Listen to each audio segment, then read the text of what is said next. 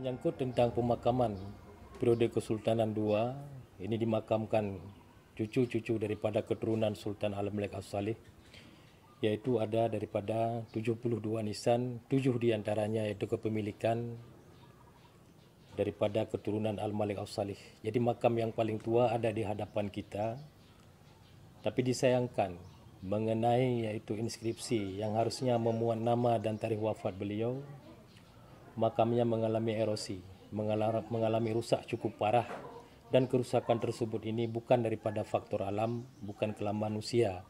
Ini seperti ada kesengajaan yang makam beliau ini dihancurkan. Cuma sedikit dua kata yang bisa kita identifikasi, yaitu menyangkut sebagai nama daripada ayahnya yang bernama Ahmad. Kemudian ada sedikit penggalan doa, yaitu khaladallahu mulkahu, semoga Allah melanggengkan kerajaannya. Ini yang di sebelahnya, di sebelah timur daripada makam besar ini, yang sama-sama bergaya arsitektur Asia Tengah. Ini makam putrinya, seorang perempuan, seorang Ratu Agung.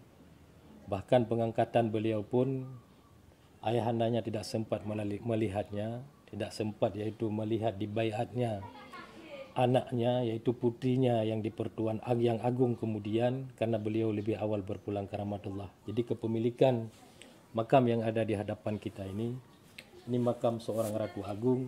Beliau bernama Naharashiah Bera Baksha Khadiu, jadi sang penguasa berhati pemurah.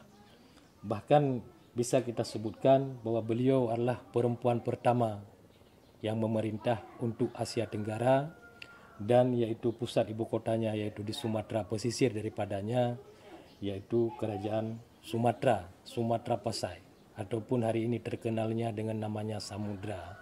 Kemudian kita kembali kepada Ratu Agung yang ini. Beliau ini pun kita tidak bisa memastikan apabila ayahnya meninggal dalam 808 Hijriah, kemudian diteruskan oleh putrinya, dan beliau mangkat di tahun 831 Hijriah 1428 Masehi. Jelasnya beliau lebih kurang memerintah yaitu 22 tahun. Jadi bahan-bahan nisan ini bergaya ataupun nisan berbahan marmer ini semua kepunyaan daripada yaitu Gujarat India. Ini batu-batu impor, sedangkan jasadnya itu ada di sampingnya. Menyangkut tentang di mana yaitu tulisan-tulisan ataupun aksara-aksara inskripsi yang ada di nisan ini ada surat Yasin salah satunya. Jadi surat Yasin ini yang menyebutkan di mana si pemahat batu nisan itu memberikan gambaran raut umum mengenai kepemimpinan seorang perempuan. Jadi kenapa ada Yasin di makam beliau? Jadi inilah tentang di mana pada masa pemerintahannya Islam mencapai puncak keemasan, itu puncak kegemilangan. Karena Yasin itu dalam hadis Al-Badawi Rasulullah menerangkan itu jantungnya Al-Quran, dan beliau ini pun diibaratkan sebagai jantung Sumatera dan jantung negeri-negeri Islam Asia Tenggara. Yang kita ingin cerita, di Aceh 2 buah makam yang dipahat surat Yasin. Satunya lagi Sultan Agung Aceh Darussalam.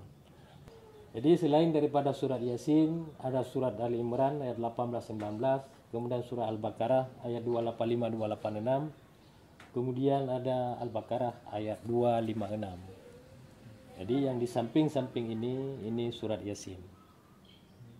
Jadi jelasnya bahwa Ratu Agung Naharashiah, beliau adalah ratu pertama sekali, perempuan pertama sekali memerintah di Asia Tenggara.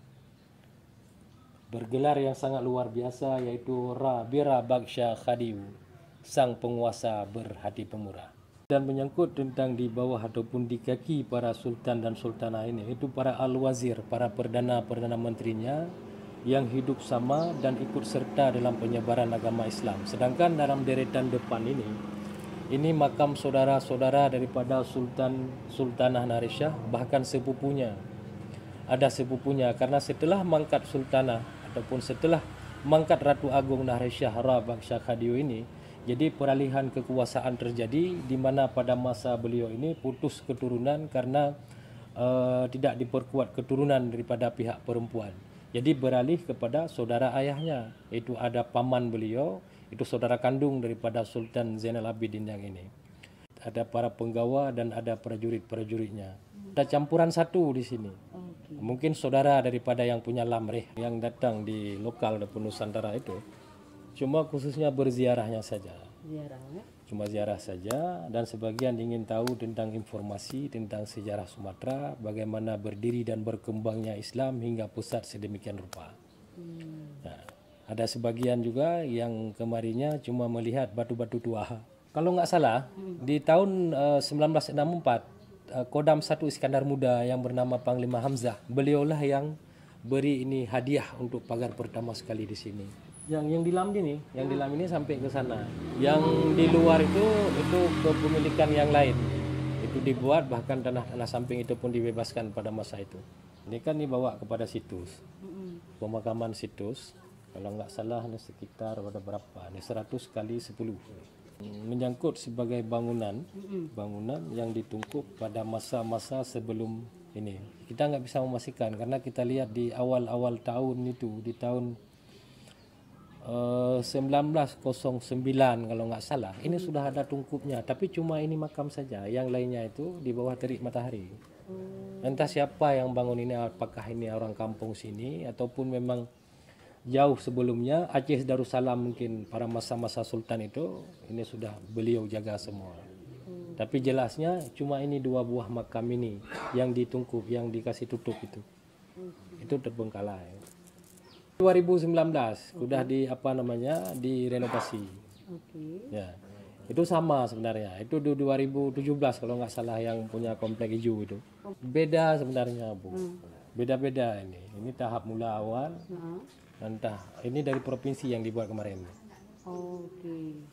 Yang itu bangunan awal. Bangunan awal pada Di tahun berapa?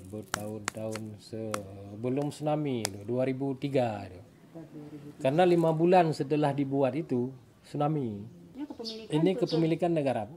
Ini kepunyaan provinsi, cuma karena adanya di kabupaten, yaitu dikelola itu sebagian oleh pemerintah Aceh Utara.